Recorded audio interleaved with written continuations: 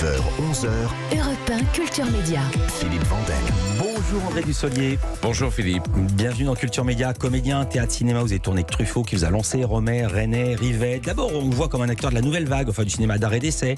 Et puis, à partir des années 80, énorme succès populaire. 3 hommes, un couffin, Tanguy, ne le dit à personne. 3 Césars, Un cœur en hiver, La chambre des officiers, on connaît la chanson. Mais votre actualité n'est ni au cinéma ni au théâtre, mais sur Arte, une fiction, Juliette dans son bain. C'est ce soir à 21h sur Arte et sur arte.tv.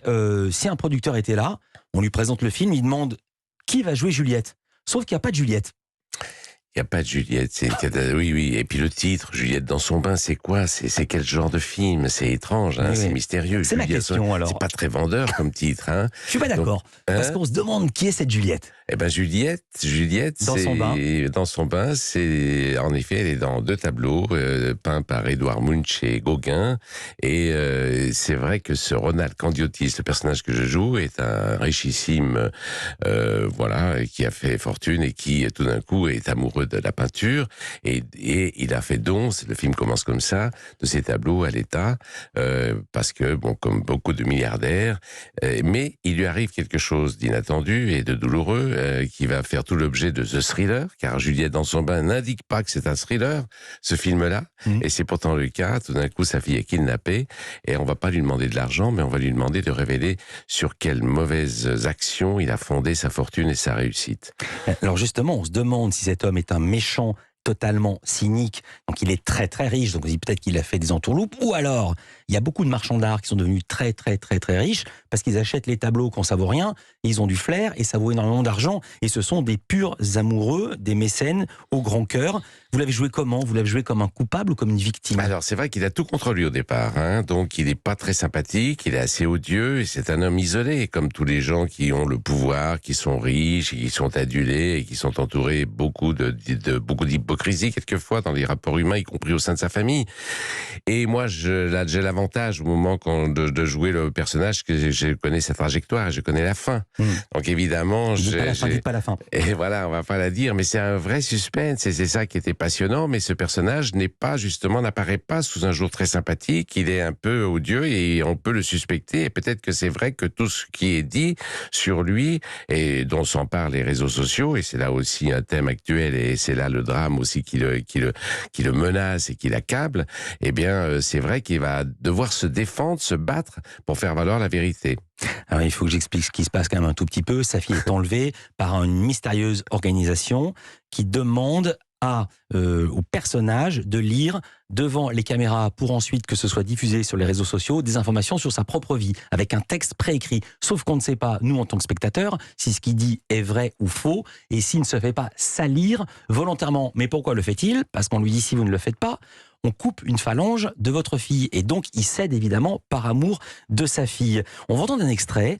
Il y a une enquête évidemment qui est menée. La capitaine de la brigade criminelle, elle est incarnée par Charlotte Gabris. Elle doit percer à jour votre personnage, Candiotis, qui veut, et elle aussi, retrouver sa fille Lara et les ravisseurs.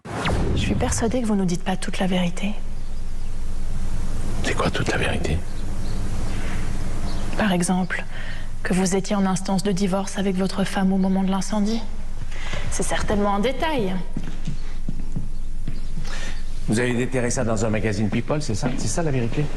Vous savez que c'est dans ce genre de torchon que j'ai appris que Coluche était une femme et qu'Elvis Presley n'était pas mort? Absolument! Il vit en ce moment une histoire torride avec Michael Jackson! Et ma sœur, qui est pas morte non plus, et qui est revenue se venger! Et l'article, paru dans le Petit Journal en 1982, celui qui révèle que j'ai 3 couilles, vous l'avez lu? Oh! Ne me dites pas que la police est pas au courant! André Dussolier, on vous connaît. Je vous avais jamais vu dans un rôle comme ça. C'était... Et vous non plus? Non, moi non plus. C'est la première fois que je suis obligé d'éclater, mais ça m'a fait du bien, hein, ça m'a soulagé. Ça allait être ma question. Un excès de colère comme celui-ci, c'est comment à jouer? Ah, c'est pas mal, parce qu'évidemment, j'ai souvent joué des personnages qui étaient dans la maîtrise d'eux-mêmes, de la situation et tout, et donc tout d'un coup, cet homme qui est acculé, qui est obligé de se défendre et de dire de clamer sa vérité et de persuader les autres qui n'en sont pas convaincus, et il est au bout du bout. Et là, l'extrait que vous avez passé indique bien, en effet, dans quel état il est. On est aux 2 tiers du film, et les enquêteurs le pressent de questions et pensent qu'il est coupable, et donc il faut bien qu'il se défende. Il a peu d'arguments, et donc évidemment, il dit tout ce qu'il a à dire.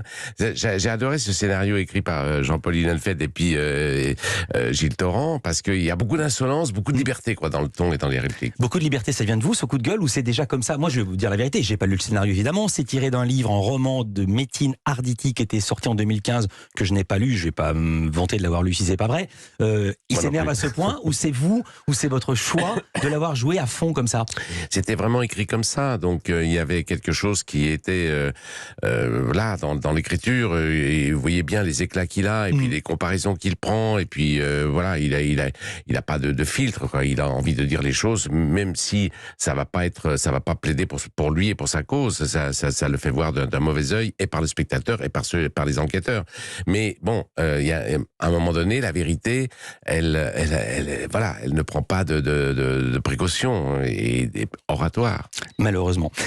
Vous êtes avec nous, André Dussolier, on en est ravis. Le portrait pré-fame d'André Dussolier, comment était-il, non pas avant de s'énerver, mais avant d'être connu? C'est le portrait pré-fame de Lisa Marie Marquez. Culture Média continue.